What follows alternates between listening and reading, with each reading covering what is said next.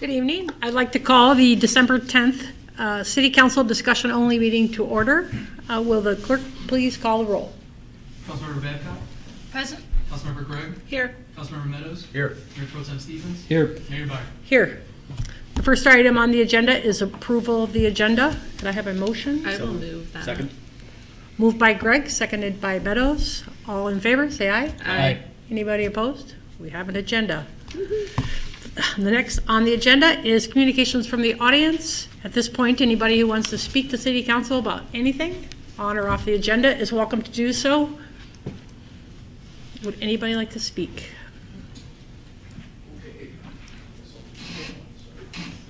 So my name is Jeff Kramer. I am the acting IT manager, and I also work in administration at the local census office. I will say I'm not wearing my badge or anything else. I'm not here in an official capacity, but I do want to share some information with you as a citizen of East Lansing. So we wear a lot of hats in the office. I ran a training today where I talked about that. But we also talk about is that we're all on the same team, and I feel very much the same way about hopefully the whole city of East Lansing, that we're all hopefully working together in order to get everybody counted, as we say, accurately, one time, and in the place that they live. So right now, overall, our most important goal is recruiting. That is our number one goal. Hopefully I don't need to tell you why it's extremely important to have local residents going door to door in order to reach other local residents directly. So in order to do that, we need to have enough applicants in the system in East Lansing in order to hire East Lansing people. These kinds of things are explicitly laid out right on the census website. I know here in the city there is a great organization already getting some good work underway called the Complete Count Committee. Hopefully you have some awareness of them and the great work that they're doing. They just met yesterday. I was not able to be there, but there was a point raised that recruiting could be a little bit more of a focus for them in general, and that didn't get a lot of traction in the room. So because I wasn't able to be there yesterday, hopefully I can be here with you today to tell you and underline the unbelievable importance of getting enough people from East Lansing to be able to work the census, to get it done appropriately and accurately and on time. The census, especially in East Lansing, is important to be done early because of so many of the college students that are leaving. So the biggest operation is called non-response follow-up, or NARFU. That needs to be finished in our area by May 6th in order to capture everyone who otherwise will be leaving very quickly after the semester ends. To do that, we need enough enumerators, who are the on-the-ground people who are going to be going door to door. We need the information out there to people, and we really need people thinking right now about getting people into the system. So the CCC doesn't meet again until January 27th, and since they didn't take any action at their latest meeting, I'm hopefully imploring, I guess would be the right word, you to both act on their behalf, reach out to them, hopefully get some of the gears moving a little bit more, because by January 27th, we'll have missed a really crucial time to get applicants into the system. We'll already be selecting people to have those jobs on the ground. We pay very well right now. The pay rates were just raised. Citizens of East Lansing will be paid upwards of $23 an hour, including mileage that is added onto there, including paid training. Supervisors will be paid somewhere around $27 to $28 an hour. We have recruiting people in the field that will be paying upwards of $30 an hour, and we need more of them as well. So to the assembled people, everyone at the census is a recruiter as well. So as upstanding members of the community as well, I would again implore you as yourselves to go onto the census website at 2020census.gov/jobs. I say it every day in my sleep now.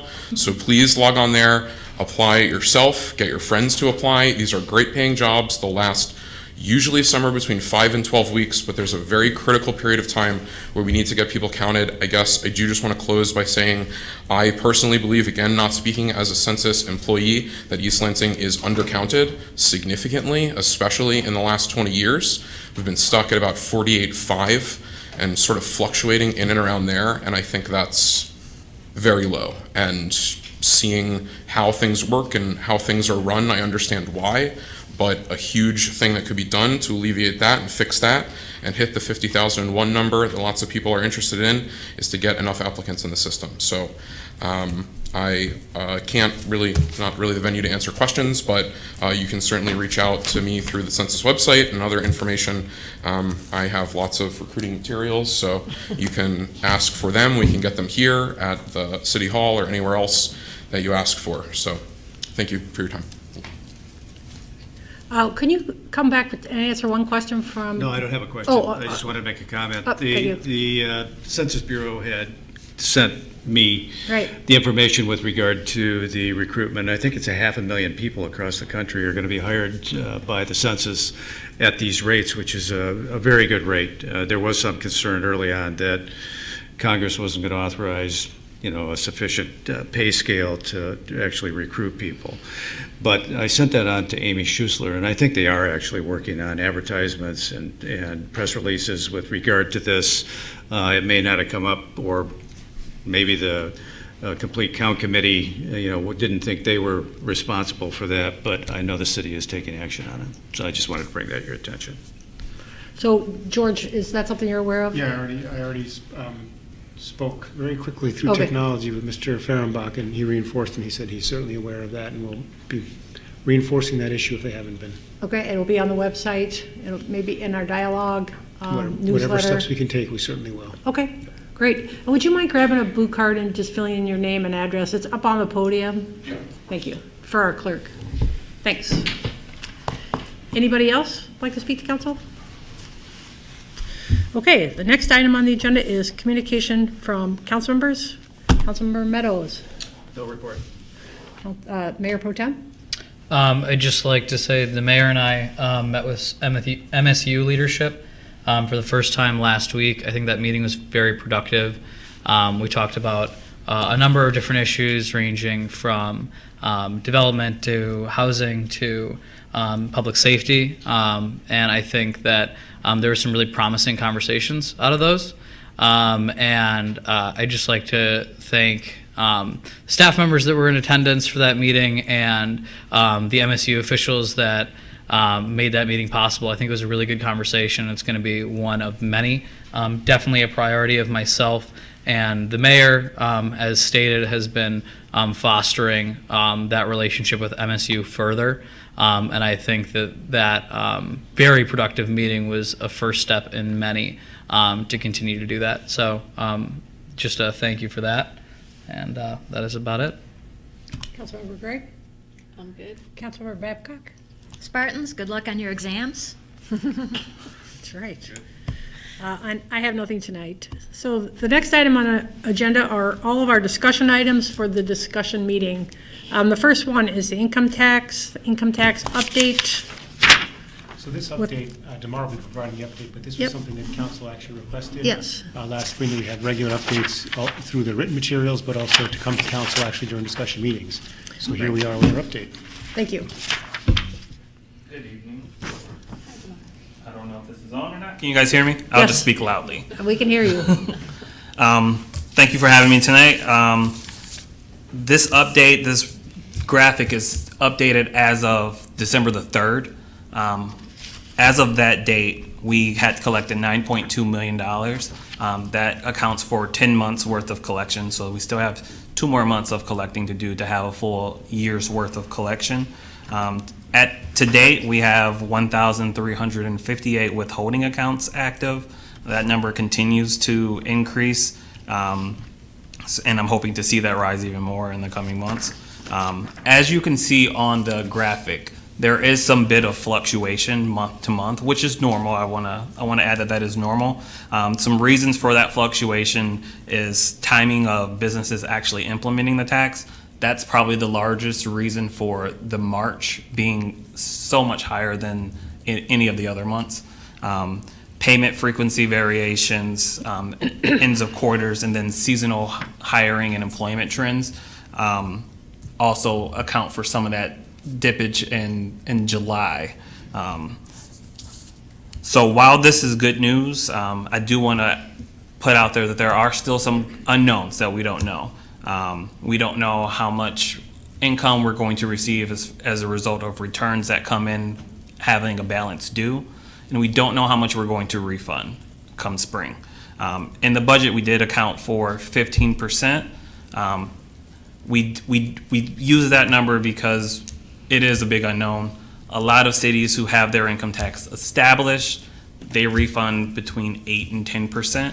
We went a little bit on the higher side just because we want to be conservative in our numbers and not try to be too ambitious and end up shooting ourselves in the foot. Another thing that is still unknown is what our true administrative costs will be come the spring.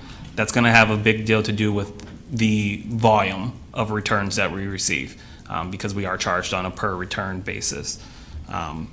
These unknowns will become a lot more clear come June. All timely filed returns, we have to have refunds out by June 15th on those.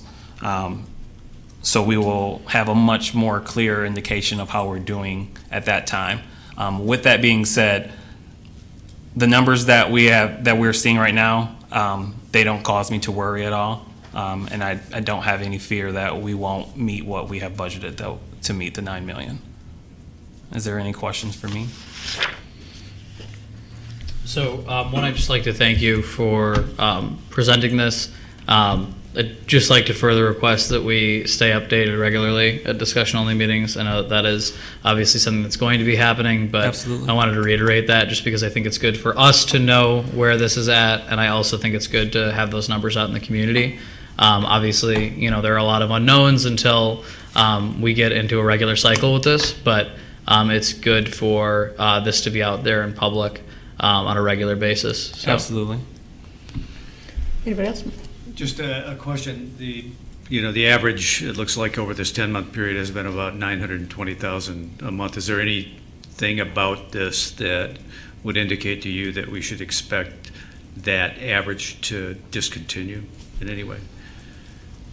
I can't say for certain just because I don't know for sure. But I wouldn't anticipate it going down.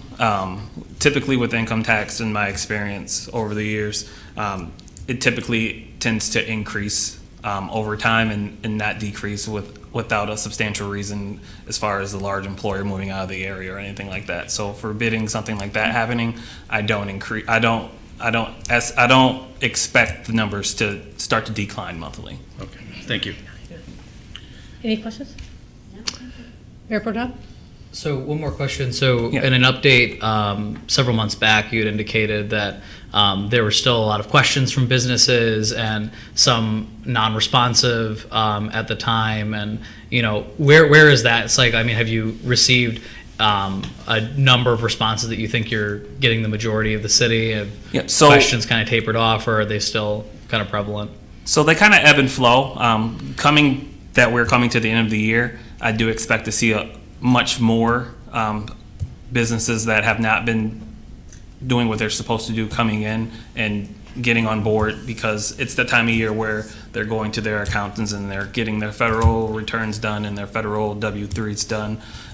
So businesses have been responsive. I have not had anyone refuse to send me anything that I've requested. People have been calling and asking questions and for clarification on different things and how they've been interpreting things and what's required and what they need to be doing. So I don't have an exact number of compliance at this time, just because there's so many businesses out there. I do know that once we start receiving returns and W-2s from individuals, a lot of that compliance work will become easier for me, because I'll be able to kind of match employees with businesses to see if people are doing things the exact way that they should be. All right, makes sense. Okay, thank you very much. Thank you. The next item on the agenda, yard waste bags, and Mr. House, Mrs. House, no. Good evening, Mayor Byer. Hi. Mayor Pro Tem Stevens, council members. Kathy DeChambeau, not Scott House. He is here if you do need to ask him some questions. So I'm here to talk to you tonight about an opportunity with our yard waste program that has come up that we want to share with you and hope to bring to a consent agenda in the future. As you know, residents in the city to participate in the yard waste program can purchase city yard waste bags that have the city's emblem printed on them, or you can purchase yard waste stickers and put them on the bags of your choice.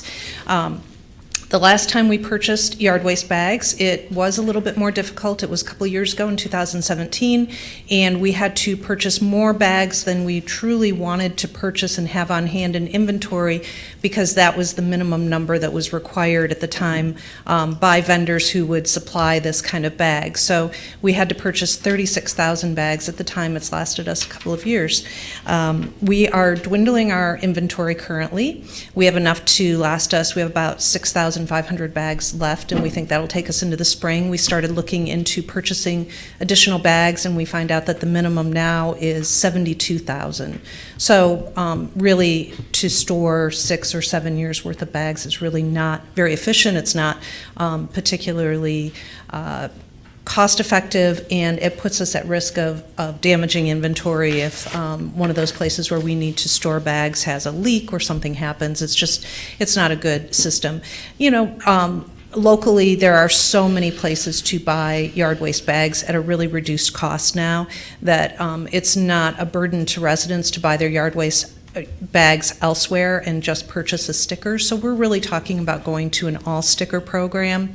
Our residents prefer purchasing stickers. In 2018, they purchased about 6,500 more stickers than they did bags, if that gives you an idea of how much more popular stickers are overall. We also believe, by looking at this and looking at how much labor and handling we have to do with bags, because of the size, they come on pallets, there are lots of them, we have to move them around just to move them to the places where we sell them here at City Hall, from DPW to Hanna Center. It just takes it's more labor intensive. We think that by not handling bags anymore, we could actually reduce the price of stickers to $1.75 for our residents. So there's some cost savings for them. And some efficiencies that we'll see on the DPW side. So that's what we wanted to present to you tonight. I'm happy to provide any other information, answer any questions, but we would like to bring this forward on a consent agenda for your approval to change the cost of the stickers officially. Mr. Rose? So, do we need an ordinance on this? No, the only thing would be the pricing for the budget, so setting up a fee schedule, I Correct. believe. If we want to change the price to $2 to $1.75, we need a fee schedule change, and with doing that, it would be council's concurrence that we're going this direction. When would you need this done, though? In the new budget or the current budget? You know, we could look at doing it in the current budget. We still have 6,500 bags left. So we could say that, you know, as of the new year, but if we sell out of all those bags, we're going to want to go to just stickers at that point. So we don't know how long it'll take us, but we think that those bags will take us just into the spring when people start purchasing again. So would it be okay if we did it as soon as possible and just had the remaining bags and the stickers all be $1.75? And then, We could certainly look at that, and I think that that's probably feasible at this point in and then time. when you run out of bags, just go to stickers. And we can put information out to residents to let them know that that's where we are with it. Mayor Pro Tem? I'm in favor of this. I think it's a great idea, and it'll save some people money, so that's a good thing. Thank you for bringing it to us.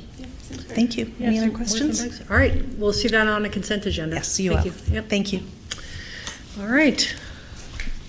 A price cut from City Hall. That's what I'm calling We it. did that. It was Yeah. called 5 mils. That too.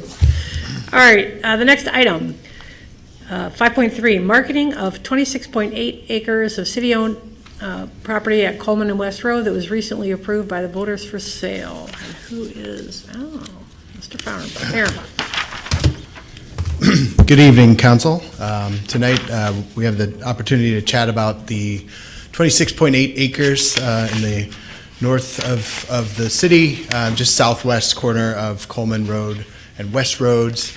I'm sure you recall that the city purchased this through the foreclosure auction proceedings in November 2018 for just over $400,000. This November, the voters did authorize the city to sell that piece of property, and also the Coleman Road extension is happening just to the north of the property, which we expect to have a very positive effect on the value. So that's part of the consideration. Just to give you some context, my rudimentary dotted line is the Coleman Road expected extension, which I think should be completed sometime next spring, and that is the piece of property there. Here's the parcel. So you can see it's rather large. In terms of the current zoning, it's currently zoned as B4, which is really restricted to office businesses. And in the comp plan, future land use designation envisions this as C3, which is a commercial use. So currently restricted as B4 office, typically about 2 stories or 36 feet, can go up to 5 stories or 70 feet in special circumstances, really only for office, medical office, that type of product. In terms of the future land use designation, C3 is kind of a new one. It is very broad in terms of the allowable uses, which it envisions as employment centers. Does allow up to 6 feet or 6 stories or 84 feet, and envisions a broad, again, array of uses such as hotel, retail establishments, restaurant, light manufacturing, sort of the kind of job centers, if you will. So really the key questions that we'd like council's input on tonight as we look to market these properties. Really number one is, should we market a small portion of the land to recoup the investment in the short term, and kind of take a longer term approach to the rest of the property, and kind of think more through like a specific visioning for the balance of the land to try to maximize kind of the balance between the desired use and the economic value for the city, or should we just go ahead and market the entire property? Two, should we engage a real estate professional to represent the city and our desires in terms of marketing the property? And 3, are there particular uses that the council would prioritize for that marketing? So with that, I'd be happy to take any questions that you have. Councilmember. Can you scoot back a couple of slides to the overhead that showed all the surrounding, keep going, yeah, okay. Can you just leave it on that while we talk about it, so we can kind of see what's around it? Okay, thanks. Councilmember Meadows? Yeah, can you just go a little bit through the differences between the business zone that we have right now as opposed to the new C3? Sure. So the current business zone, B4, is restricted to office type uses. So professional office, medical office, financial institutions. It envisions sort of a buffer from especially residential that may be in the area. So any height limitations in terms of, allowing 70 feet is really specific to those areas that are not adjacent to anything that is currently residential or is envisioned to be residential in the future.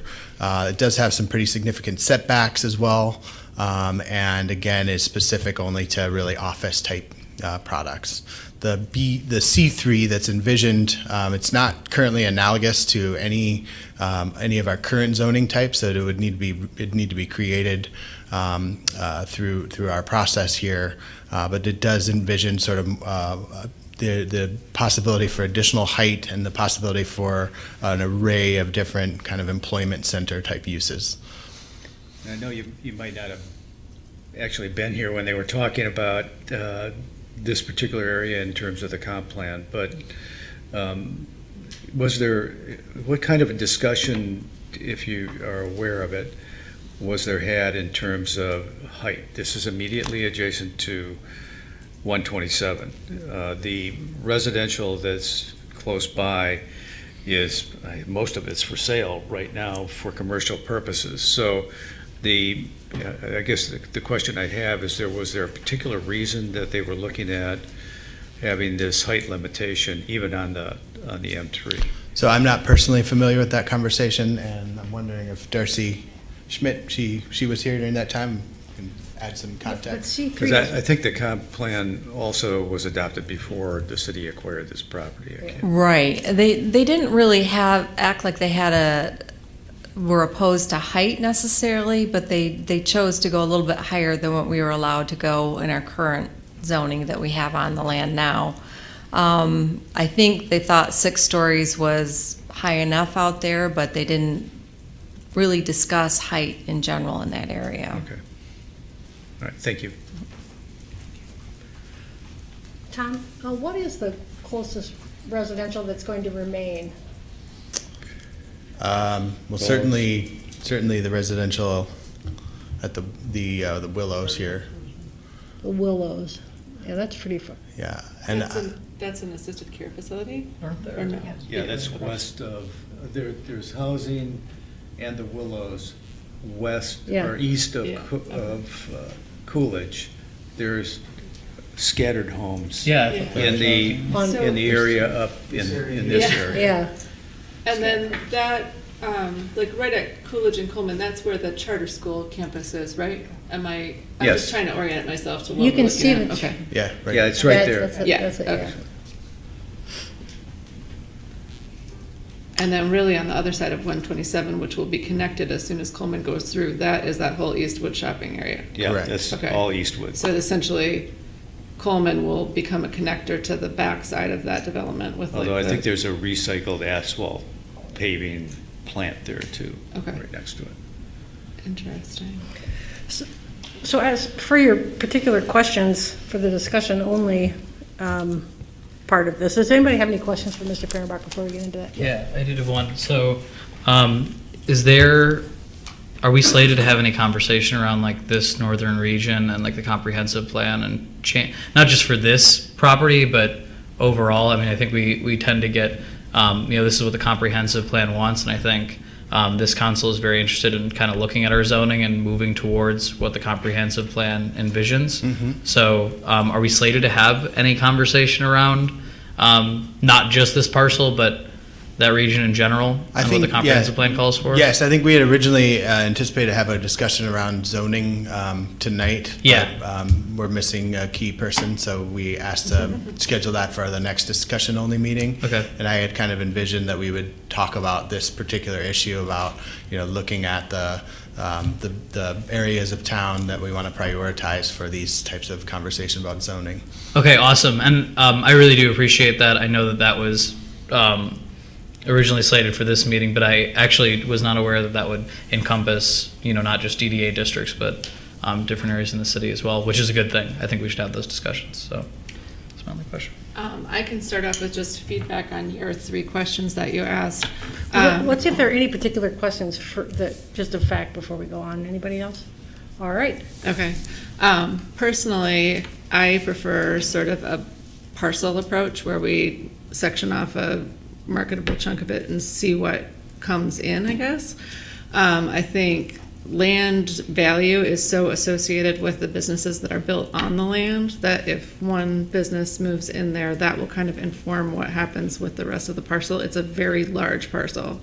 And so just to kind of test the waters, so to speak, I think I would prefer to see something just there. I mean, there's absolutely every kind of thing happening up there, right? And so sky's the limit in terms of what somebody could imagine to do with that land, and I'd kind of like to get an impression of what people who are interested in developing without committing to the entire parcel. I think having Eastwood directly on the other side of 127, we can kind of have a tale of caution perhaps about what happens when just massive areas are developed all at once. I think it makes more sense to sort of proceed slowly. What about the real estate professional idea? I think Mr. Fehrenbach, do you feel like we have the expertise to do this without a real estate professional?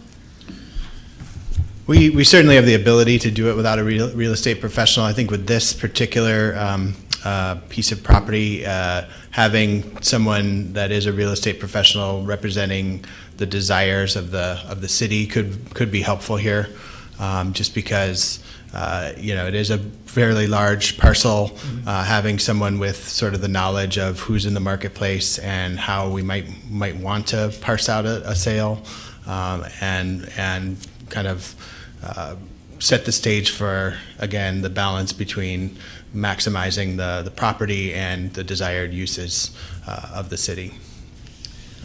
Councilmember Meadows? Okay, I'll sort of that question and the answer to that sort of informs me on the question that you answered. I think that the first step should be to engage a real estate professional to advise us on how we should proceed with this particular large piece of property. And that would mean, I think, an RFP that we should authorize to get to find out who we might want to retain for that. And that person then could advise us on whether it makes sense to go with a small parcel as opposed to a large parcel. That also means that the RFP should identify what the uses we'd like to see, which was your third question with regard to this. I don't know what uses I want to see on there. I want to see us make our money back for sure, but I know what I don't want to see there, which is a large box type of retail or something like that. I don't think that area has the capacity to handle the traffic that would come from something like that, and there's plenty of that right across the freeway already. But I think in terms of other, large-scale uses, offices are great. If it's medical, that's great. If it's banking, obviously we're the banking center for Mid-Michigan, so why not, more banks. But I know what I don't want to see, and that's essentially what I just described. I don't want a Walmart or a Lowe's or a Home Depot or something like that on that parcel of property. I don't think that really adds anything to what we already have up there in terms of a large number. I think we've added like 1,500 offices up there in the last 4 years. So they're constantly under construction up there. So there's a ready market for that apparently in that area. And but I think that the best way for us to proceed is to get the advice of a real estate professional, commercial real estate professional. Mr. Stevens? So if we were to go through an RFP process on with a commercial real estate professional, would that timing-wise work out with a discussion around zoning in this area? I think certainly, and also with the Coleman Road extension happening now and not being completed until spring, I don't think there's a ton of urgency right now for us to market, to put overtures out to the market. I think we do have some time to engage some folks, have that dialogue, and also begin the conversation about zoning. Yeah, and if staff believes that having a real estate professional is going to expand our reach and yield better results, then I am A-okay with going through an RFP process to find that professional. So from my perspective, I agree with that. I think that would be first, and I would rely on that professional to get the answer to your first question. Does it make sense to try? I mean, we're not in a crunch to recoup $400,000 right now, and I would hate to reduce the value of the rest of the property based on what we did, even though it may make sense to test the waters first, but I would rely on the professional to do that. So if there's no disagreement, I think what we've come to some consensus is we want a professional to look at this first. We'll look at the advice from that professional. I agree with Councilmember Meadows that I would like office there. Medical office in particular, I think we're a little short on. But any kind of office would be better, employment office, that kind of thing. I don't think it's the best place for manufacturing because there's so much residential around there. I didn't really like that. I didn't either. That part of the the C3. comp plan Right. proposal there. Are you all okay with office there? Is that what you would think, or do you have other ideas? I wouldn't want to limit it to office. No. Yeah, but, I mean, Or if, a interesting gentle things? encouragement that we would accept office. Yeah. I mean, we'll think see what's out there. I think the comp plan also really spelled out kind of innovative R&D type Yeah. type Yeah. uses. So I think that's kind of where they were more thinking in terms of manufacturing, and that's what they called out specifically, but it would allow for that use as well. So you're not talking about like an assembly line manufacturer? You're talking about, It would be allowable in terms of light manufacturing, but I think what they were, I think at least from the reading of what C3 is envisioned as, was more kind of like an innovative office type, kind of like a tech company or something of that ilk. Councilmember Babcock? Thank you. We have a lot of space up there, and without knowing more about the infrastructure, that could be a really great place to use some of it for developing green energy. I know their solar park has been wildly popular, and this summer I heard a lot about people saying they kind of wish they bought in. There could be an opportunity for that, or other renewable uses. Again, it's a large parcel, so not all of it, perhaps some of it. Thanks. Yes, Councilmember Yeah, Stevens. in regards to uses, since I didn't talk about that, I just say I think it caters towards our discussion in January at the discussion only meeting when we're going to be talking about zoning. I think I generally agree with what the comprehensive plan has laid out, especially hearing a little bit more explanation of reasoning behind it and what you're describing. But yeah, I think having a full conversation around not just zoning that parcel, but that entire region will yield a better result, just because we're not going to be just talking about that one parcel. So kind of the future use in general. So I'll reserve my comments on that until January when we have that full discussion. I think, Councilmember Gregg. I'm finding this very useful with some of the things labeled, but I don't want to put too much work on your plate, Tom, so if this is unreasonable, just tell me no. But it would be kind of nice to see, like, in terms of use, like, not necessarily the individual businesses, but what types of uses the surrounding areas are being used for right now, so we can kind of have a picture of what is happening up there at that discussion meeting when we talk about that.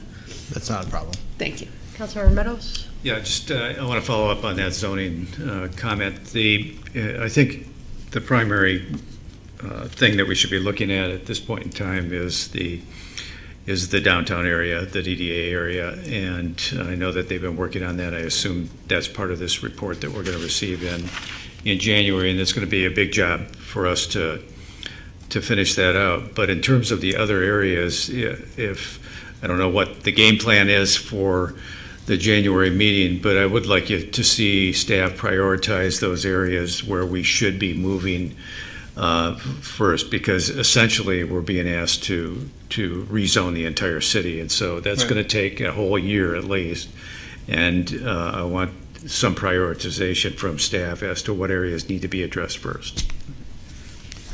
Councilmember, Mayor Pro Tem? The few like residential areas that were kind of around there, if they submitted any input when the comprehensive plan was being talked about? That's kind of like a really specific question. See if Darcy has a recollection. Yeah. That's a great question. We had representatives of those neighborhoods in our groups, or in our different groups, but I couldn't specifically tell you if someone from that neighborhood had commented on that area.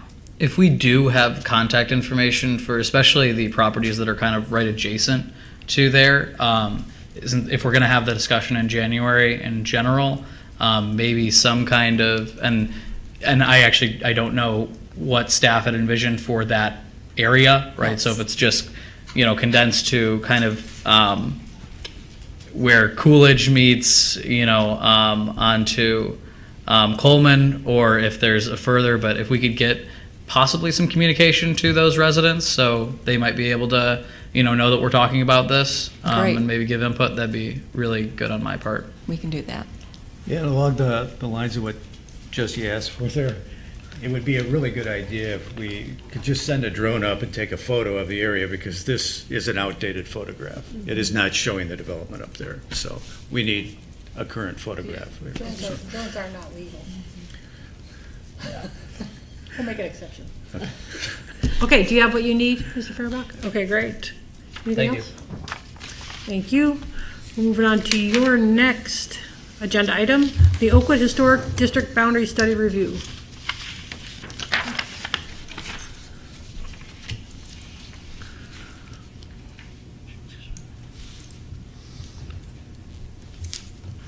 Okay, so the Oakwood Historic Boundary, the current district is shown here. It was established in 1989. It does include Valley Court Park, as well as the Evergreen properties, 328 through 344. It does not include the mixed-use building 314. During our evaluation, we did note an error on the current legal description, so there's a discrepancy between the legal description and this map here. So if the council decides to stay with the status quo, we'll still need to update that legal description and pass a new ordinance with the current map, just as a FYI. The study committee was created by a council resolution in 2013. It was originally 5 members, but 1 member had to bow out, and so it was a 4-member committee. They all had significantly relevant skills and experience in planning, development, and historic preservation. And they delivered their final study in December of 2018. The framework they used for their evaluation was the National Register evaluation criteria.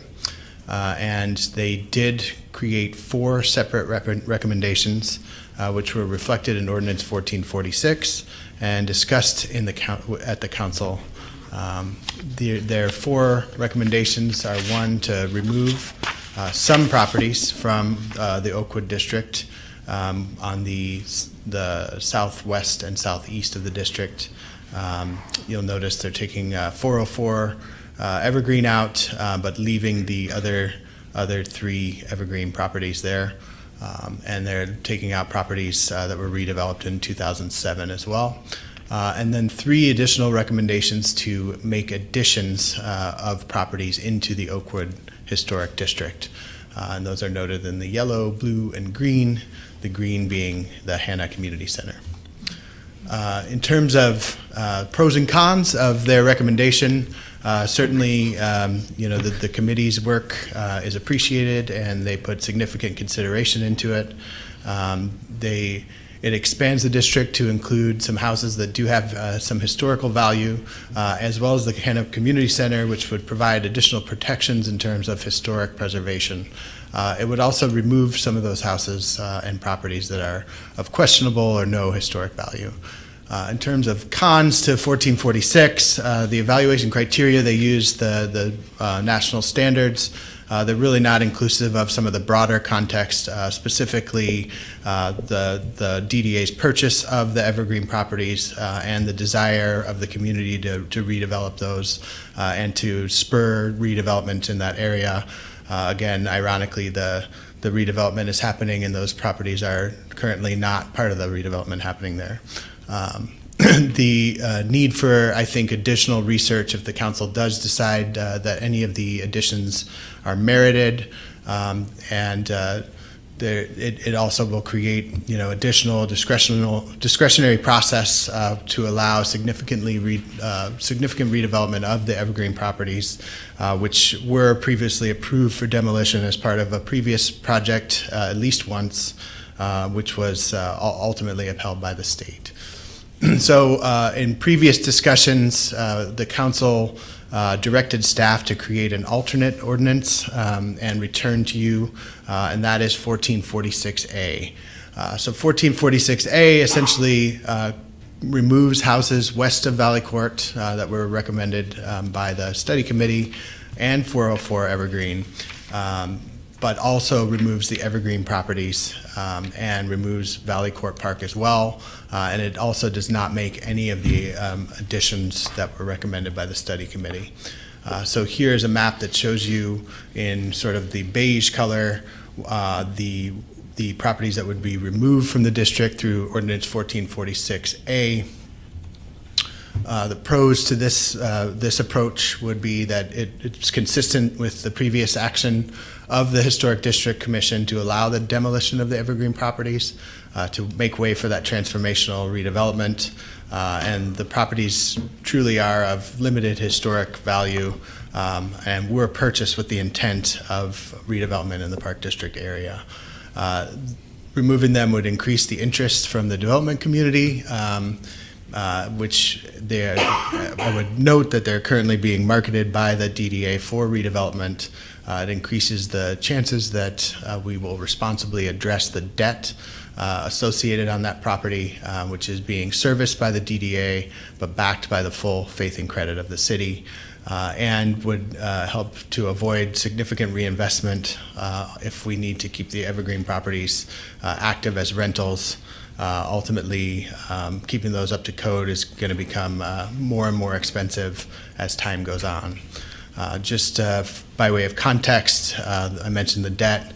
It's a significant amount of debt on the Evergreen properties, $5.5 million approximately. And again, it's being serviced by the DDA and is backed by the full faith and credit of the city. So the cons in terms of 1446A is that it is inconsistent with some of the study committee recommendation. It doesn't add any more properties into the district, and it removes additional properties beyond the recommendation. Also, it increases the chances that houses with some historic value will be demolished to make way for redevelopment.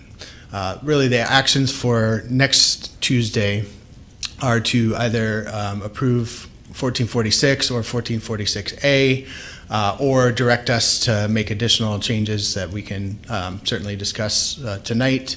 If they were of any significance, we'd likely need to defer the item to a later date to allow for analysis and creation of a new ordinance. So with that, I'd be happy to take questions, and I'm glad I have Darcy here as well to back me up. Mayor Pro Tem. So if I recall, like the last meeting that we were talking about this, we had a homeowner who I believe is the only owner-occupied property on the south side of Oak Hill here, Sante Pirelli, as well as, if I'm not mistaken, a member of the co-op that was there. I believe Sante Pirelli spoke, and he actually reached out via email to myself and the mayor regarding this subject. Was there any extra consideration made to those other properties that were south of Oak Hill? I know that we had that conversation, but to defer to Darcy on that. I know there was discussion at the council meeting. As council members, you looked at that, but did staff did not put any consideration? We left it to the council. Okay. For the newer council members, just as a note, Sante Pirelli, the homeowner that owns, I can't remember the address for the life of me. Two houses. Two houses had requested that if other properties that were on the south side of Oak Hill were going to be removed from the historic district, that his be as well. And I believe the co-op had the same opinion. A conversation arose around the sorority house that was there as well, that did have some historic value, and I believe that they had a different designation that I am forgetting the name of, if I am not incorrect. Darcy, maybe you can. I'm not certain of the name, but we can, where's the?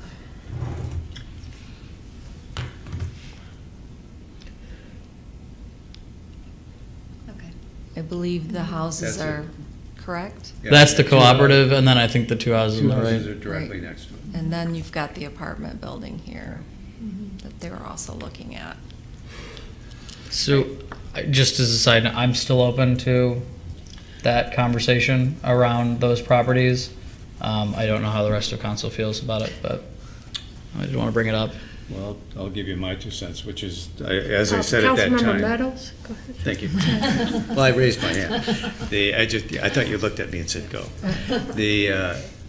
I agree with you. I'm willing to have that discussion.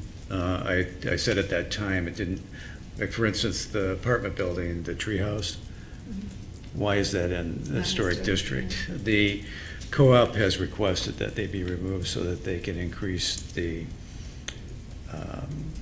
efficiency of their building. They think they need to do that, and Sante has said over and over again that he would just like to be out of it because he thinks the area is going to redevelop. It includes the removal, at least this proposal includes the removal of the city-owned property as well that is in that area. And we have talked about doing an RFP on that property at some point in the future. So I think that would be a good move. I did get an email, and I can't remember from who, objecting to the removal of the park. What's the significance of removing the park? I don't really understand why it was in there, because the development in that area would be park. I mean, it's parkland, it's just gonna be park. Also, I think it was also related to the small structure, the former BWL structure. And The substation. If that's an historic. But Alice made a great argument for getting rid of that building, so that's something that I think is okay. But I still think you need to go through a historic district process to make modifications or remove the building if it's in the district. So I think that was the logic of it, that structure was, that structure was not necessarily intended for, when it was acquired by the BWL, it was really to move it out of the way so that development could occur. But I don't know if there was really a plan for the long term to restore that and to do something with it in the future. So I think that's the concern. To clarify what we're talking about, we're not talking about the community center building, we're talking about the substation. We're talking building. about the small substation that's used for storage right now. Yeah. I mean, just in like cuteness factor, I actually like the substation, but that's not a compelling reason to leave it in. I do, I'd like to see it turned into some sort of little miniature community center if possible, but, because it is a nice, in terms of architecture, it's a nice little structure, but, really, that is like the only possible argument that I can sense in terms of removing the park. The community center building, I do not find to be architecturally compelling. So It's old enough. Yeah, it is old. It's quite historic. Mr. Feuerbach, what does the comp plan say to do on the north side of Oakwood, where Mr. Sante's house, or where Sante's house is and the co-op is? Those are looking at townhouse type development. So if they were removed from the historic district right now, they'd be in the zoning that they're in right now, which is single family, Townhouse, single Townhouse. family, right. Okay, so it's not A little open bit to, denser. but it's not open to high-rise student apartments. Absolutely not. Yeah, that's a good point, actually. I hadn't thought about that. Just as a side note, I tried to look through my email and I couldn't find anything in writing from the co-op. I remember the conversation or representative there, but I couldn't find anything there. I don't think they emailed us. I think they just came to the meeting and talked. So it sounds like we want something other than option A and option B. We might want staff to look at this a little bit more and bring us option C. I would say that, from my standpoint, 1446A reflects what the council thought at that time, but that there may be additional changes that should be discussed that night, and these might be some of those changes. Okay. Just to clarify, so the idea of expanding the historic district, it seems like we are not generally in favor of adding additional properties. I think that's a big no. Right. Okay. Just I wanted that to be articulated. Is anybody interested in adding properties to the historic district? No. Not at this time. Okay, so that's pretty clear. So the real question is whether we want to include the park, and then what do we want to do anything on the north side of Oak Hill? South side of Oak Hill. South side. South side. The house is to the south side of Oak Hill. Yeah. North of the park. I'm sorry. South I'm of sorry. Oak Hill, Yes. And Just north of the probably park, right? The treehouse. And the as treehouse. well, because- Basically from the co-op to the treehouse, because I don't think the sorority even asked any to be out at all. No, and I would say the sorority is a pretty Historic. significant Yeah. building. Right. I don't see why we would take that out of the historic district. Okay, so instead of doing this next Tuesday, shall we have staff come up with another plan that includes those properties, south of Oak Hill? So a 1446C Yes. or B. Just keep moving through the alphabet. do we? That's Is right. that enough direction for When you? we get to Just adding see the addition them. of the, from the treehouse apartments all the way to before Kappa Alpha Theta, that band, adding it to the yellow part, and that would be B. Yeah, and I'm not real happy taking the park out, just because it's land and it scares me. I like every protection you can have on a park. Yeah, I think the historic, like I said, I think the historic designation is really for the structure, because the grass is not any more historical than anything else. But I also Protect agree this with parkland. Councilmember Gregg that that little building is historic. I mean, But I also would like to release us from the historic implications of the community center, which badly needs renovation and badly needs modernizing. So, you know, one cute building versus one very degraded historic building, I could be convinced either way. but the law does say we can demolish a historic building. Is that what we found? Correct. You would just need to get a notice to proceed from the HDC, which is a discretionary process. Ah, so they could say no. And then we could take them out. So what's the process if we disagree, if there's a disagreement? I believe it goes, there's an appeal to the state. Is it SHPO? So it's out of our hands at that. Yeah.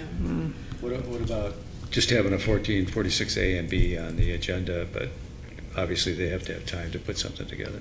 Okay. So including the park and not including the park, but basically both of those options, including the strip of land that you're talking about. Right. Yep. So we can certainly try to have that ready by the 17th. I can't tonight Actually, commit to that. As a point of personal privilege, I won't be here on the 17th, and I would really like to attend to vote on that. So Okay. if council doesn't mind putting it in January. I don't mind putting it in January. Can we put it after the next Historic District Commission meeting in January so that we get some input from them? I think that'd be great. And also, the more people know, it's an emotional touch point for people and their homes. Kicking it back so more people know is a good thing. Is that enough direction? Wait. Some more direction? When was the last time these areas were noticed that we were talking, because we've been talking about this for a while. So That's when was the just last- what I was thinking about. Yeah. So folks were noticed with the original notice with just the 1446. Okay. At the end of November. It came to our attention that there was quite a bit of confusion because of that notice and because of all the houses that were recommended for addition, sort of raised a lot of consternation in the community. So we took it upon ourselves to renotice, allowing for additional context with 1446A and a statement regarding the meeting on the 17th, and the council could take the potential action of approving 1446, approving 1446A, or deferring to a later date. Well, that's still right. Yep, so I might recommend that we put something on the consent calendar to defer it to a date certain. And then I think we, given the interest level, I think we would probably want to renotice those folks. And so kind of the end of January, early February meeting, wherever that shakes out, would probably be the most appropriate. That would certainly be a preference of mine to have that noticed on. We do that right now. I don't think we can vote right now. Discussion. Councilor Gregg? As a smooth transitioning community engagement, can we try to soften the language on those public hearing notices when we put them out and make sure that people really understand that it's an invitation for us to hear their feedback and that it's not a threat? Sure. I mean, it triggers people in a way because Yeah. it's a very official looking document coming from City Hall, and they're primed to interpret it in the most harsh light. And really what we're doing and what we are, hope to do more of is to get community feedback before we make the decision so that we can, include their desires in our decision-making process. Yes. So, Yeah, I mean, there's certainly legal requirements, but Yes, I think we obviously. can definitely continue to look at, the language and how we can Can I make it more of an invitation. Make it more cheerful. Yeah. Sorry. There's a great TED Talk about Yeah. The next notice will be less. Oh, wait, sorry. Will be less threatening anyway, because we won't have any additional properties going in. Right. 'Cause Well, they're- we'll still need to notice for 1446 because that is a potential council action that the ordinance has been drafted. So it will be there, but I think we can talk about how to make it less front and center and more, it's a delicate balance to get people the facts, but also try to give them some of the context as well. Okay, Councilmember Babcock? We'd noticed folks for next week. Yes. Well, seeing as we're getting toward the holidays, is there any way to let them know, I mean, that they don't have to be here for this? Everybody's welcome, of course. Where else would someone want to be on a Tuesday night? But they might want to know that it's not going to be taken up. Yeah. It's not So, critical that they be here. yes. Yeah, we can definitely think through the right approach to getting the Okay. word out. Thank you. Hmm. Thanks, Tom. All right, anything else? Okay, thank you. Next item on the agenda. I don't really understand this item. Discussion of prioritization for review of council policies for future discussion only meetings. So, what are we talking about? This really is coming to council to talk about some key policies that council has adopted in the past, to refresh those items with council's memories, to make them, reintroduce them and talk to them about it, and also to have council talk about if you want to make changes to key policies.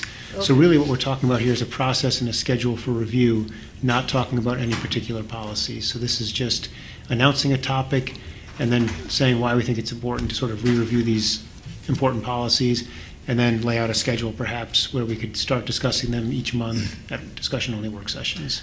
So that's what it is. It's sort of confusing, but that's what it is. So it's not really to talk about any policies. Gotcha. Just to talk about a review of a number of current policies. Tom, did you want to? Yep, I think you hit it right on the nose. And Can I ask a question Yep. first? I don't understand why we've got this in front of us. I mean, if you want us to discuss these policies, why wouldn't you just put them on the discussion-only agenda? That's what we're going to do. No, I mean, but why are you getting our, I guess, implicit Sure. approval to put them on?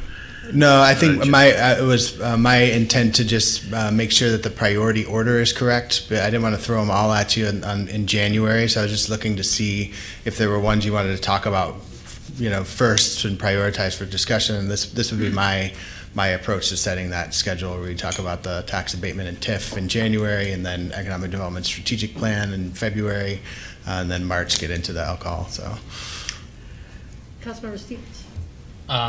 I'll disagree with Councilmember Meadows and say, if you know that we're going to be talking about something on a discussion-only meeting, especially issues like tax increment financing, economic development strategy, alcohol licenses, and the sooner we get it out in the public that we're going to be talking about it on a certain date, the better on my front. So I like seeing this on here, even if it's just this is when we're going to be talking about it, because I think the further notice that people have to give their input to us is a good thing. So. Councilmember Babcock? I agree with Councilmember Stevens, plus some of us might need to go to the library before this, so it's nice to have a little lead time. Thank you. Just so you know, all these are hyperlinks there, so you wouldn't need to necessarily go to the library to get to the policy itself. Well, don't tell my friends at MSU Maine, because that's the excuse I'm using to raid their shelves. Oh, well, there you go. And for me, when we do this, I really like the pros and cons format, which we've never done before, I think, for the policies. So that might be a nice way to look. I know it's a little harder because there's so many pieces to the policy, but if you think of anything, any part of a policy that has a pro and a con to change or keep, that would be nice. Certainly can take that under Sure. consideration. Mayor Pro Tem? And then, just as a side note, and this is kind of actually general on some other items that were on our agenda today, I do love those presentations, but I didn't see them linked on our agenda. Is there any possibility that we get those up on the website? Certainly. I think my schedule always has me doing these at the very last minute. No, that's And fine. I just for future use. Yep. So I send them over to our friendly folks to the left of me here, and they will post them probably Awesome. tomorrow morning. Awesome. Thank you so much. Tomorrow afternoon. Can I? Oh, okay. Councilmember Gray? So as a freshman council member, as we're reviewing those, some context of how they've been applied in specific things would be helpful. It's probably something that you were already planning, but I'm going to specifically request it so Yes. we can see Case if study. these are the policies we've been following, has it worked out well for us, has it not worked out well for us, et cetera. Thank you. Councilmember Meadows? Yeah, I don't want my comment to be misconstrued here. I think you should let us all know that you would like to do this over a period of time. And there's nothing wrong with putting that on the website and letting the public know. I just am trying to tell you, If you want them on a discussion-only agenda, as far as I'm concerned, put them on there. You don't need to get our approval to do that. I think that if staff feels that we need to review these things at this point in time, then we should be reviewing them. Appreciate that. Thank you. Anything else? Okay, thanks. The next item on the agenda is the discussion of the timing and the coordination of utility improvements along Evergreen Avenue and adjacent to Valley Court. And our staff is Scott House, the actual. Yes, good evening. I'm going to have Nicole up here too. She's going to help.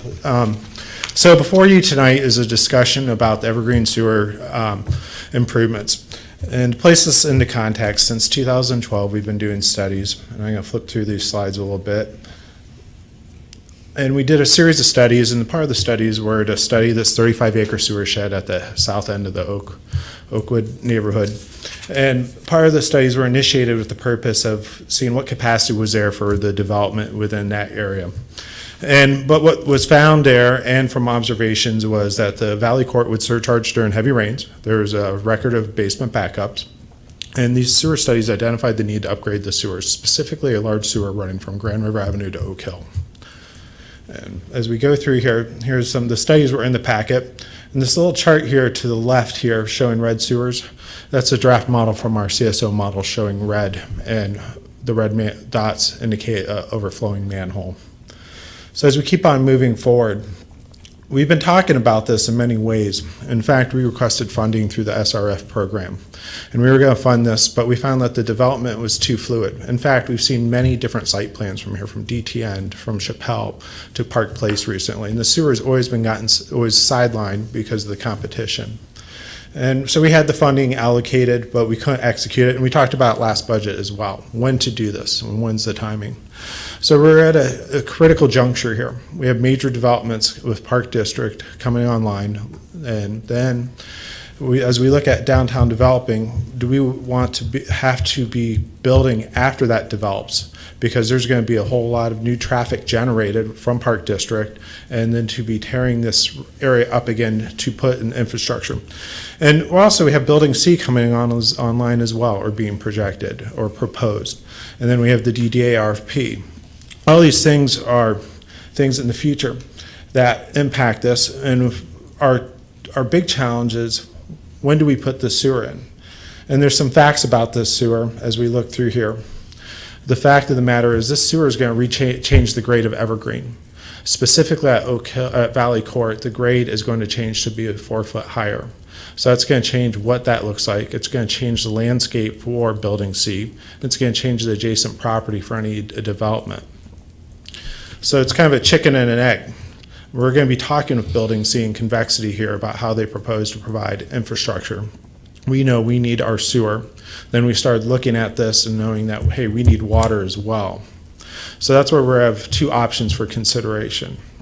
So we're looking at proposing a concept where we fund the construction of the sewer and critical water infrastructure to meet our needs, so we can provide service to the neighborhood and get ahead of any development, so we don't lose this window of opportunity.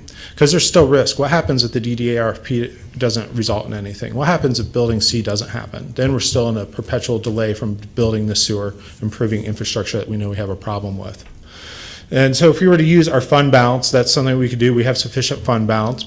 And we could also use similar methods which we used to build the Northern Tier infrastructure, which were special assessments for infrastructure. And it was also used for the Albert Water line as well, where when people build, they pay those connection fees to use that infrastructure.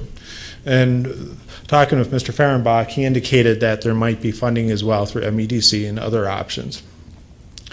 So with this, the city would be in the driver's seat of this. We'd be building our infrastructure. We'd be able to look at the realignment of Valley Court. We would hire our own consultant who would be working for us. In fact, we have a quote from Kebs Engineering. And Kebs Engineering is an interesting firm to work with, because they are the ones that have designed several iterations of all the site plans that have been through us. They have the survey data. They've been on the other side of the table with us, and they understand what our interests are, and they have a lot of institutional knowledge.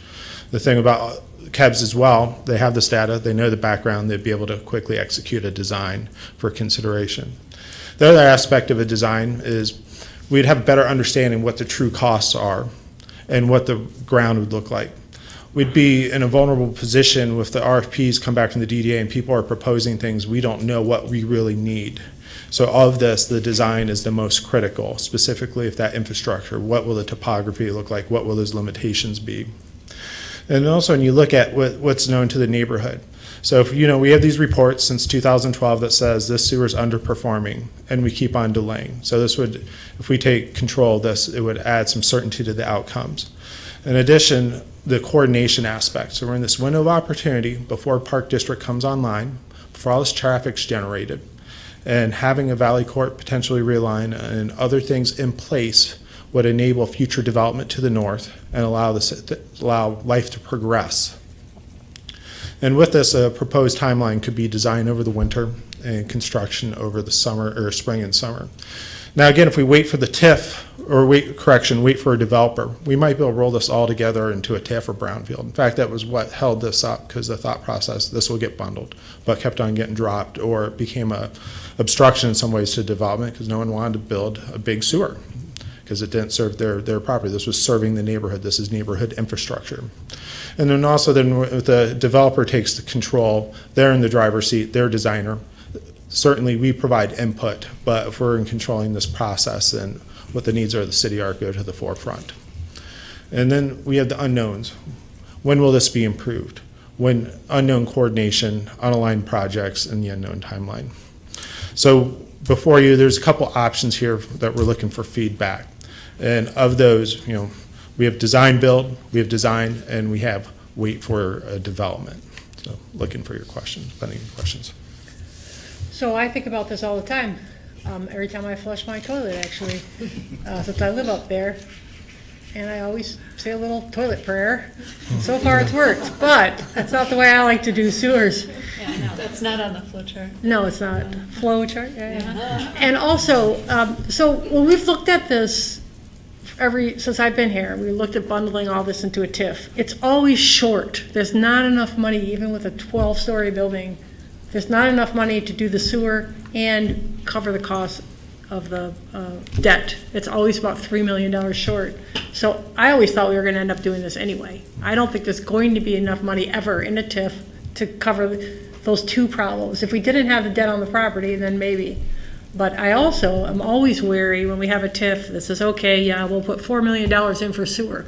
But they're not doing our sewer. We're doing our sewer. We want to dig that up and see what we need and see whatever you do down there, rather than have the developer decide what kind of sewer we need. And it's always a fight when that happens. And I think this is way too important of a project to leave up to chance. So I can't believe you can do it that quickly. We can really design it in the winter and build it in the spring. And so the focus would be, and one thing I admitted, part of the Park District was they constructed a sewer from Grand River to Albert. Right. So we would be taking it from there up to Oak Hill. Right. And then the goal would be to install any water main and whatever realignment Evergreen we could fit into this. But the design would give clarity and would give us some options for consideration. And we'd be digging up Evergreen and then repaving it? So that would be so the one thing we don't know, what happens if the grade change is too great? What happens if it's an 8-foot change or a 6-foot? That might, the grade, the topography and the needs of the sewer might prohibit repaving Evergreen between Valley Court and Albert. So we might just end Evergreen at Valley Court and have people come out on Oak Hill? Correct. Which we're going to end up doing anywhere. Councilmember Meadows? Yeah, I want to follow up on that because the game plan has always been, at least for the last 4 years anyway, to close Evergreen. Correct. And turn it into a pedestrian area. So is that part of this plan?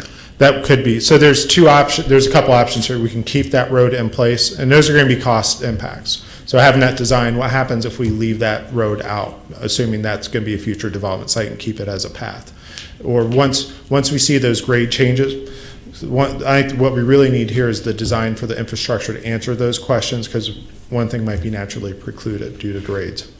And there was, at least in one of the proposals, maybe the first Park District proposal, there was a lot of discussion about how the roadway, even if it state would have to be raised considerably. That's part of the Yes. plan here as well? Correct. Okay, so then sort of the last piece of this is that if the RFP goes out and we do get to the point where we have the DEA accepting a proposal of some kind and then shipping it over to us, if we do this work now, do we impact that work through the redevelopment of those 3 properties on Evergreen, or 4 properties on Evergreen? I'm going to invite Mr. Fehrenbach up to speak to us, but I think if anything, this would make them more attractive by removing this liability. I'm not talking about attractiveness, I'm talking about just the mechanics of construction of a development in that area.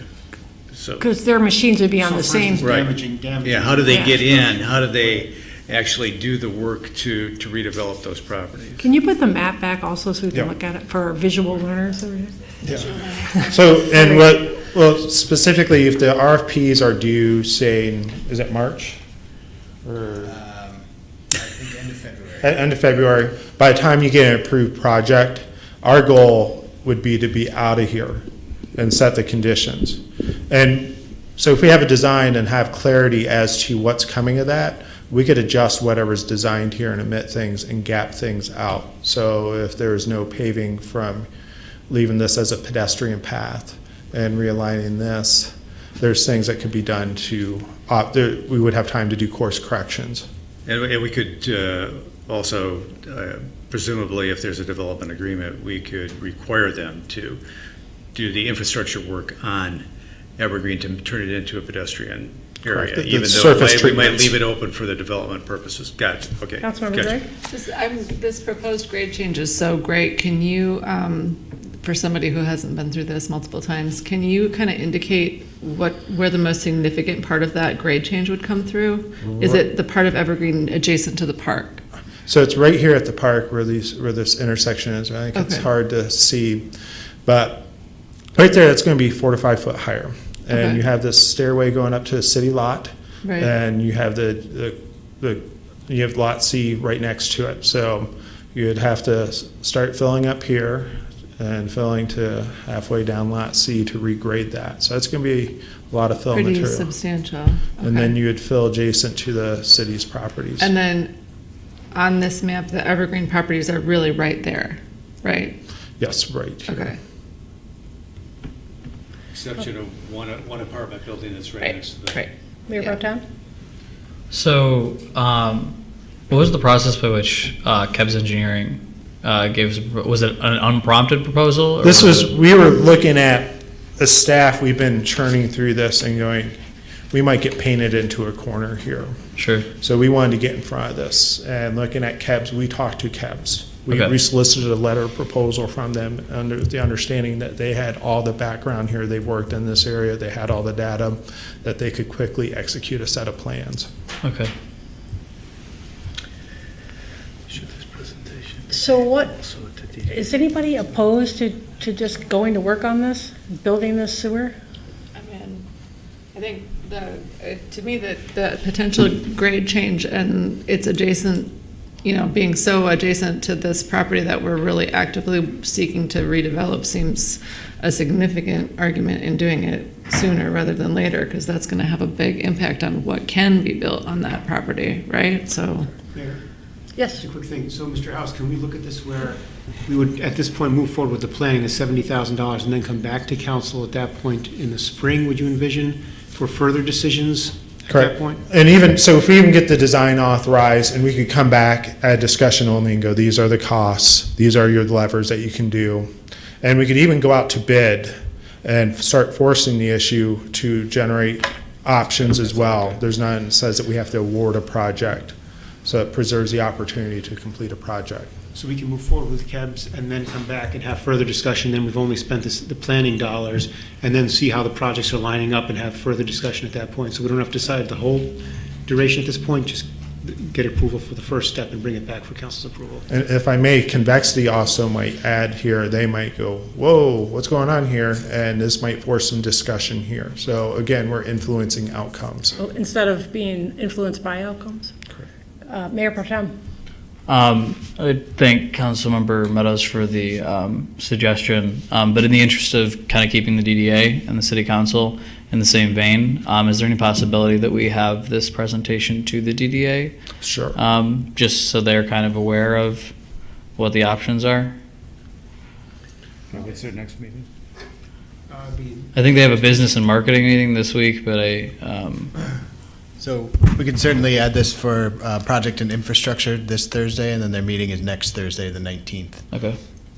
So we would like to bring a KEBS contract as early as next meeting, though, if that's the direction we're going, so we could get them moving forward. Next meeting being December 17th? Okay. That might be out of line, though, with if you want DDA to weigh in first. Well, I think we're more informing DDA at this point. I don't think DDA gets to say whether we're going to build a sewer. Correct. It's more letting them know what's going on. Sure. So I don't think that bothers the timeline. Okay. So would that be on a business agenda December The 17th? consent agenda, it's at 70, would you say 75? So it's, the letter proposal is approximately 73,000. We might add 15% contingency, so as we add things, and this is very competitive for engineering services, and again, they've designed this many times. They have a lot of the survey data, so this is a very good price for the scope of what we're asking for in a timeline. Okay, so let's put it on the consent agenda, and then if anybody wants to take it off to talk about it next Tuesday, that'll be your deal. Okay. Is that good? All right, thank you. Great, thank you. One thing, Mr. Fehrenbach? I just wanted to just remind you that the DDA has been aware of this effort and is obviously very aware of the infrastructure need, and also has carefully placed some language into the RFP that they need to talk to the DPW folks that we're investigating this.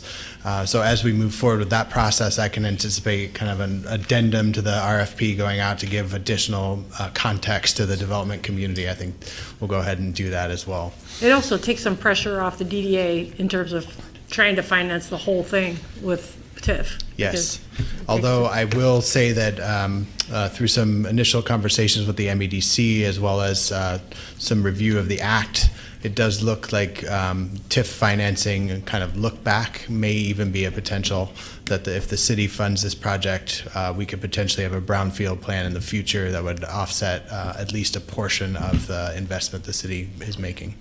Okay, Councilmember Gray. I just had a question before you move on. You had mentioned that there was state revolving funds committed to this in the past. Scott did, or Director House. Sorry, Scott. That's off the table. We're not able to apply for that. So we canceled that funding on the project plan. The problem with the state revolving fund, it's very rigid, and adding different work makes it very complicated. Okay. And it's easier if you're just building a sewer or doing one thing, but once you start adding water or other improvements, Okay, because I like state money when I can get it. Thanks. Okay. I like to flush my toilet. Okay, thank you. The last item for tonight is item 5.7, task force recommend initial membership of a public safety oversight commission, and our staff person is Shelley Newman. It is. Hi, Shelley. Hi. Good evening, everyone. So I am here tonight as the staff liaison to the HRC and bringing forward this resolution that was written by the HRC. To give you some background, it started in June of this year when draft ordinance number 1463 was introduced at a city council meeting. And that ordinance actually established a public safety review board. At that council meeting, council referred it to the HRC and asked them for a recommendation.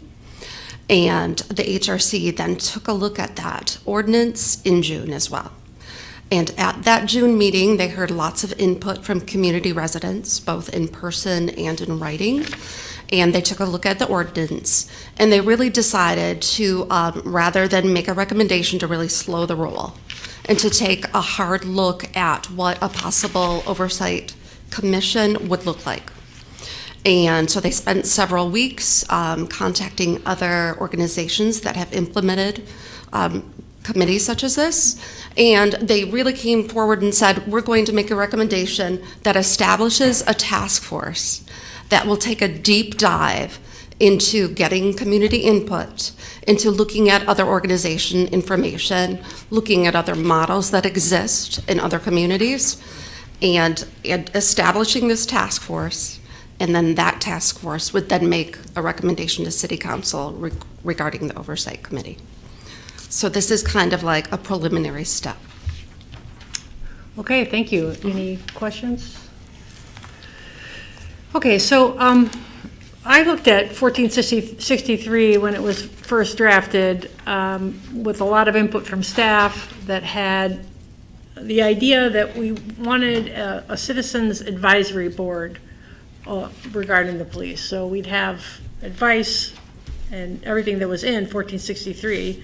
And then when we got the whereas and the proposal back from the HRC, it almost looks like they just set our resolution, our ordinance aside and started over and want to do this deep dive to create more of more of a review board than an advisory board. And I don't think that's what council had in mind. So that's just my view of it. But what I would like to ask is for staff to take what we got back from the HRC and what we gave to the HRC and see if we can meld them together into something that is more like what we originally proposed, but maybe it can be done through the task force method that the HRC recommended. But that's just my thought. Yes, Mayor Pro Tem. So I think the original ordinance 1463 outlines what is an actual Public Safety Oversight Commission and what the HRC had proposed, and we do have a member of the commission here that might be able to speak to it better than I can, but I think what the HRC is proposing right now is an ad hoc group that would create that Public Safety Oversight Commission. So I understand the intent, I don't see the potential of those things mixing, because right. The point of their resolution is to create an ad hoc committee that would create that task force, so giving them a task force might not meld well with it. I do agree that a staff review is A-okay, but I imagine that based on the public input we got and based on what the HRC had wanted, they had wanted that ad hoc group similar to a structure of what Ann Arbor did when they created their Public Safety Oversight Commission. But yes, Councilmember Meadows. Okay, I don't have a problem with this process. You can call it whatever you want. What we're doing is we're creating a temporary committee or commission to make recommendations with regard to the Public Safety Oversight Committee. And I know that at the one meeting I was at that Councilmember Stevens asked me to attend, it was quite clear that the Human Relations Commission wanted to sort of slow down the process so that they were sure they got it right, because there had been a meeting just prior to that where there were a lot of community members who felt that the ordinance itself was insufficient in terms of how we should be looking at this. So I think I commend them for making the recommendation. This is like I think the longest resolution I've ever seen in all of my time on council. But the meat of it is that we're going to have, a 9-member group that is going to make some specific recommendations and is authorized to do pretty much a deep dive into trying to make it the right thing for the city of East Lansing. So I think the objective, no matter how long the resolution is absolutely an excellent one. Okay, anybody else? So I just wanted to, maybe the representative from the HRC can talk about this. After reading through this, it seems like the intent is to have the most information possible when you're creating this commission. So voting members shall be comprised of 1 Human Relations Commissioner, 1 University Student Commissioner, and 7 members of the public. Now, way down, sorry, there's a lot of pages here. Now this is, I believe this is the ordinance that was sent, this is the original 1463. So that specified that this is the rejected one that you guys are deep diving into, that specified that one member of the commission should preferably have a law enforcement, paramedic, or criminal justice or firefighting background.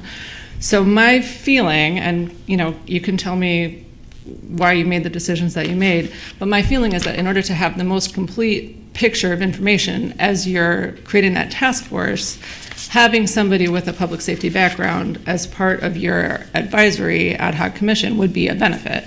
And so, maybe that could be one human relations commissioner, one university student commissioner, one public safety person, and 6 members of the public. Yeah, my name is Liz Miller. Thank you all. That was the biggest response we got from the public, was the inclusion of a public safety officer as the membership. So we explicitly on page 4, the number 2, it says that the task force shall solicit input about the most effective design of the commission from employees of the police department and fire department. So it's explicitly recommended that we consult with our public safety folks. But the concern that was brought to us from the public about having the seat at the table is the focus is the public, and is a citizen review board. That should be the stakeholders who are the voting members of the committee. There may need to be conversations that when you have someone in uniform who, and I'm a pastor, I wear a uniform, so I know when I walk into a space, I carry an amount of power and authority, and people take my opinions differently in that context.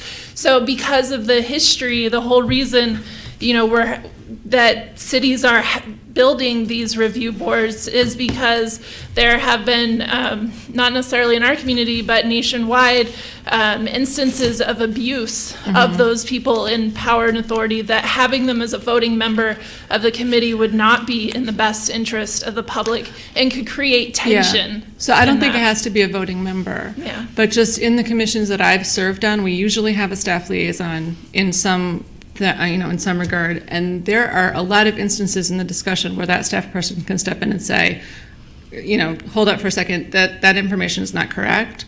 And so I think having somebody in the room, not necessarily voting, and not necessarily an officer. I think there might be some staff member within our public safety system that is not an officer but would have knowledge of procedure, that can kind of, make sure that what comes out of that committee is relevant and applicable.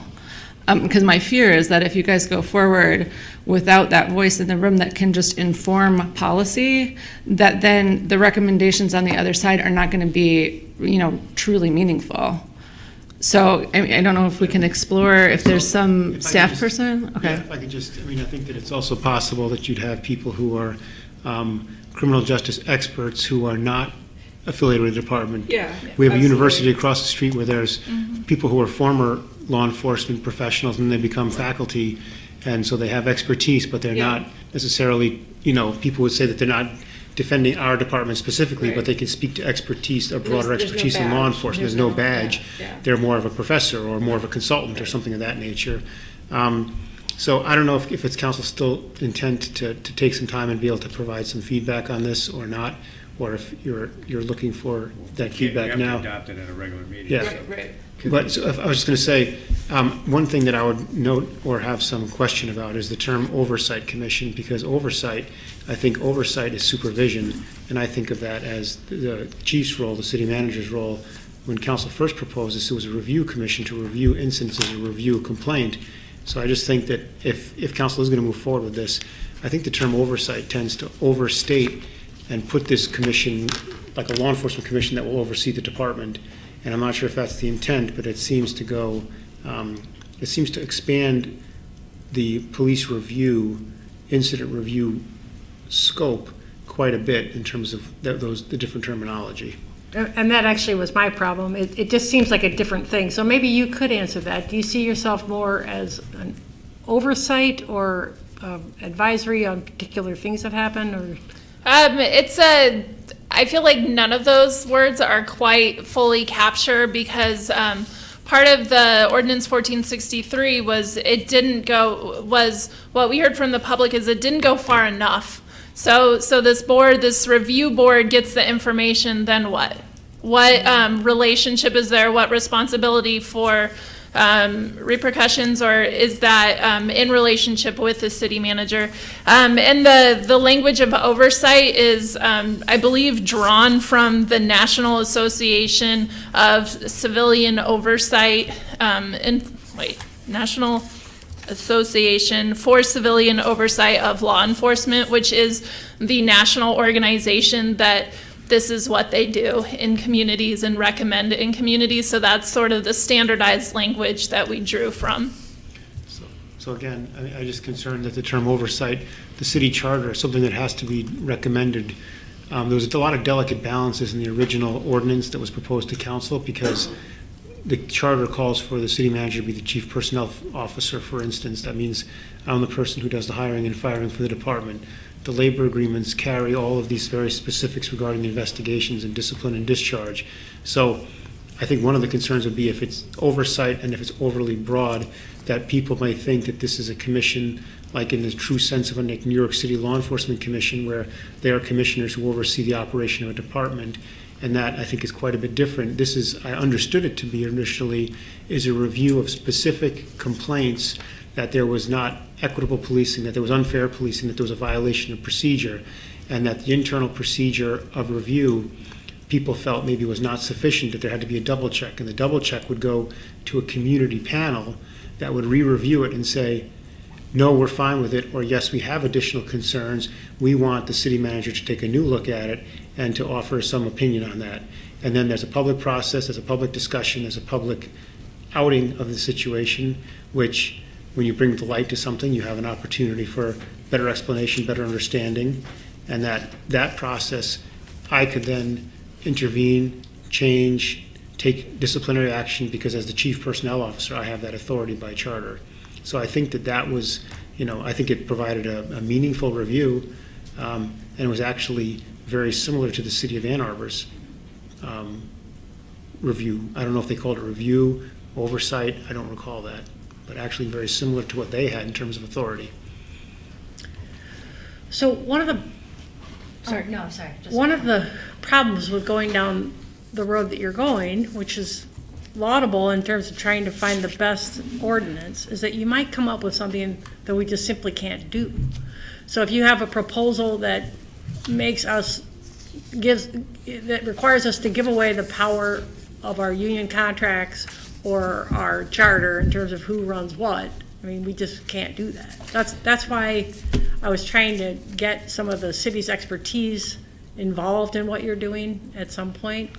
That's the role of the task force, is if they are doing their job correctly, if you form this task force, they will not part of what their job is to do is to look at the policies, look at the laws, look at what's governed, to create the strongest commission possible within the purview of the city's limits, with the city charter, with the union negotiations, and yeah, so the intent is the task force will do that work with public, so with members of the public who are well versed in this, in addition to the staff work that has happened on this.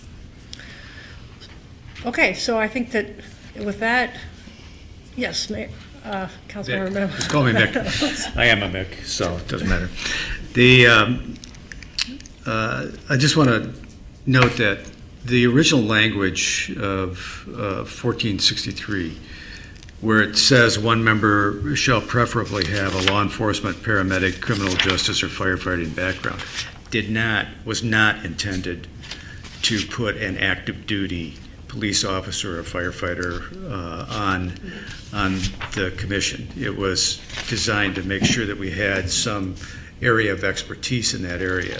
And maybe there's better language that makes that clear, but I feel the same way about one of the 7 members of the public that could go on this ad hoc task force, that I think we need somebody with a public safety background, because I think it brings a level of expertise or experience to the consultation, to the discussion, that would be beneficial in actually crafting something that might really benefit everybody in the community. So I don't know how we would reword this to accomplish that, and presumably the council is appointing the members of the ad hoc committee. So in some ways, when this comes back to us, and I'm pretty sure that we tabled 1463, right? I mean, we'd have to, that's like the deep dive. It's in a warehouse someplace. So we need to bring that back at some point, or we need to bring back a new ordinance that reflects, which is also a possibility if this report comes in. So I'd like to see us sort of craft some changes to this language that would permit us to make sure that that we have some public safety background on this. You're speaking from the original ordinance you were talking about was for the permanent membership of the committee, and this one, yeah, so that's gone. So this is, now you're talking about for the ad hoc. I gotcha. So we can certainly just provide some feedback as well and come back with this on a work session in January. Okay. Yeah, and just as a side note, also, you know, there was note in this resolution on obviously our existing contracts and Public Act 312, but I'd look to staff to give a recommendation on possibly involving somebody that is knowledgeable along those subjects, because those are very specific to the city of East Lansing. And while, you know, public safety official or professional, somebody who's formerly in the field, I think can provide that expertise. I think those contracts are very specific to East Lansing. So just as a resource for that commission, so they... Yep. That would either be Ms. Newman, who's our labor specialist, or myself, actually. So both of us are well experienced in public safety negotiations. We have that expertise in-house. Thank you. Great. Anything else? Thank you very much. And that was our last item. Oh, Councilmember Sorry, I just say one thing. It was pointed out to me in regards to the Oakwood Historic District. I did want to say at that meeting we also had a lot of people that spoke that were in the historic district that wanted to preserve and maintain their district. They like living in a historic district and they want to protect that. It was not my intention to say that that one individual that wanted out was the majority of opinion. There were a lot of people that really enjoy that historic district and voice that opinion. So that was I'm confused. That was just a side note. Okay. Anything else? All right, we are adjourned.